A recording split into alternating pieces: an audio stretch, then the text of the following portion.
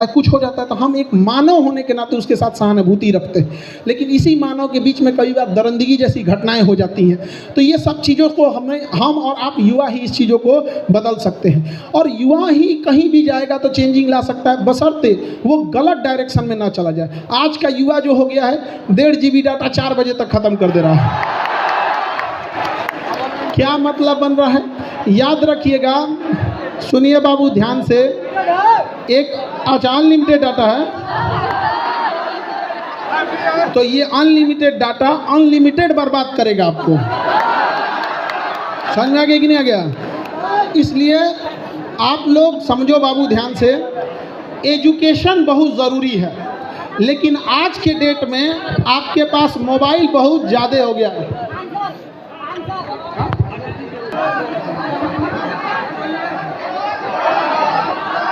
देखिए बाबू, अभी आप सबके हाथ में मोबाइल है, और जिस स्थिति में, जिस एज में हैं आप, इस एज में एजुकेशन ज़रूरी है। आप बाबू चाह के भी इस मोबाइल के जंजाल से नहीं निकल सकते, ये हम आपको गारंटी दे रहे हैं, क्योंकि करोड़ों की सैलरी पाने वाले इंजीनियर और साइकोलॉजिस्ट आपके ईमेल को ट्रेस कर रहे हैं कि आपने किस टाइप के वीडियो को पूरा देखा है। यदि आपने कुकिंग की वीडियो को पूरा देखा है तो अगला घसकाइएगा तो कुकिंग से रिलेटेड आएगा। वो 1 महीना टाइम खर्च करके आपके उस ईमेल से 10 से 20 आपके इंटरेस्टिंग टॉपिक को ढूंढा है, आप घसकाते जाइएगा वही आएगा। इसलिए आप उससे निकल नहीं सकते हैं।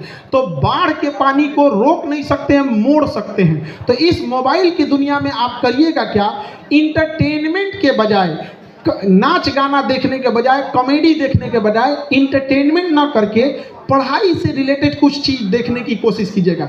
जैसे लेजर सर्जरी कैसे होती है, रडार कैसे काम करता है, एनिमेशन वाली चीज़ें कैसी काम करती है। इसे हम लोग इंटरटेनमेंट नहीं कहते हैं, इसे एजुटेनमेंट कहते हैं। एजुकेशन से इंटरटेन होना, तो इसे क्या कहेंगे? एजुटेनमेंट।